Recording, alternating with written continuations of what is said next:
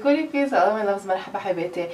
So I told you guys I'd keep you posted on all the things that I purchased in the last couple hauls, and the next one to review today is the Peter Thomas Roth 24 karat gold pure luxury cleansing butter. I love cleansing balms. I think they're the bomb. I think they're awesome. I just really love how they clean my face. Sometimes I use them, usually I use them as a first cleanse. I know something like an Emma Hardy cleansing balm's at that price point where Caroline Hirons might like cringe if I told her I used it as a first cleanse, but I do because I find that it removes makeup so beautifully. It still leaves my skin feeling clean and hydrated and all that kind of stuff. So I'm a fan. So when I heard cleansing butter, I'm like, oh, that's gonna be even better. So this guy's $55 for how many ounces? 5 ounces of product.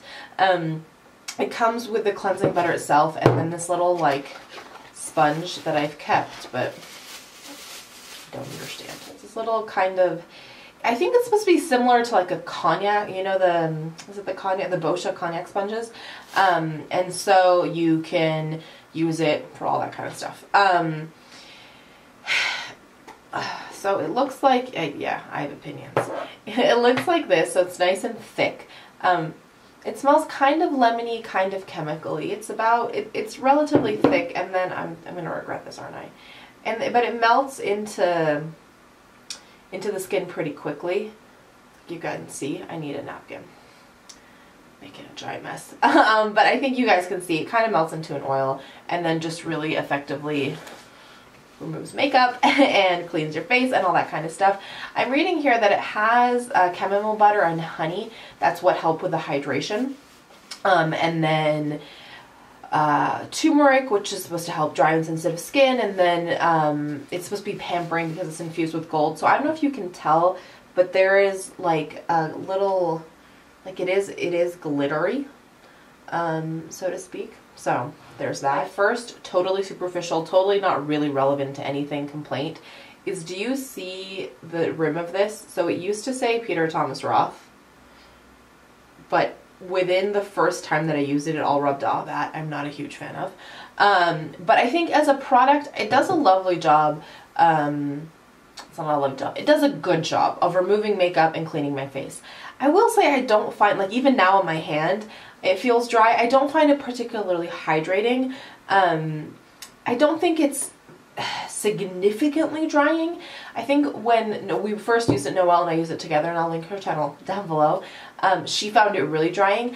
I don't find it super drying, but even the skin on my hand now feels like it could use some lotion. And so I say I don't find it super drying because I feel like if I put my face cream on top of it, I'm good to go. But I do find that like my skin feels a little bit stripped. And in terms of removing makeup, it takes a little bit more work than like, again, the Emma Hardy, which I'm really used to, or even the Ole Henriksen Pure Truth Melting Cleanser. That one will melt my makeup off quicker than this one. So I think this one does like a good job. Like it takes a little more work and, you know, whatever. But for $55, I think it should do better than a good job. You know, I think it should go very good job.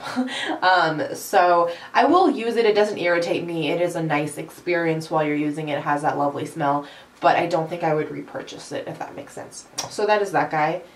This sponge, however, I do not understand. So when you first get it, it's super, super hard, and you like, as you get it wet, parts of it are hard still inside. It's weird.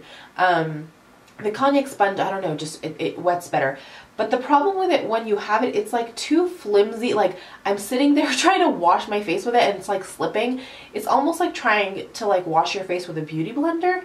Do you know what I mean? Like it's just a weird, it just doesn't feel effective. So I gave up on it. I tried it twice and I gave up on it and just keep going back to using my fingers. It just seemed more effective. So I think they add the sponge as a nice like extra touch to kind of justify the price point, but I would personally rather they don't add the sponge and they just bring the price point down a little bit. I think that would be the most effective thing, in my opinion. So that is it. I think if you have super dry, super dehydrated skin, this might not be for you, but if you have kind of normal to oily skin, especially if you have super oily skin, you might like something that's not super, super moisturizing.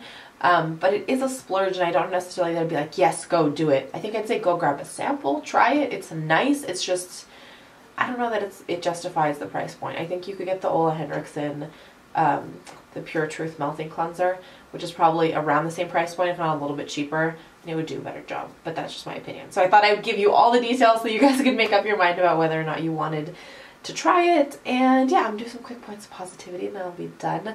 My first point of positivity is a nice sleep in this morning, which always makes me feel really good. My second point of positivity is this makeup that I did not expect would turn out. I didn't even know what I was going to do, so I love when it's a pleasant surprise like that. And then my third point of positivity is a fun dinner with some family tonight. So that is it for me today. As always, please let me know what's making you guys smile. Thank you for hanging out. I will talk to you ever so soon. Before I leave you, as always, let me remind you that life is just way too short to wear boring lipstick. Bye, guys.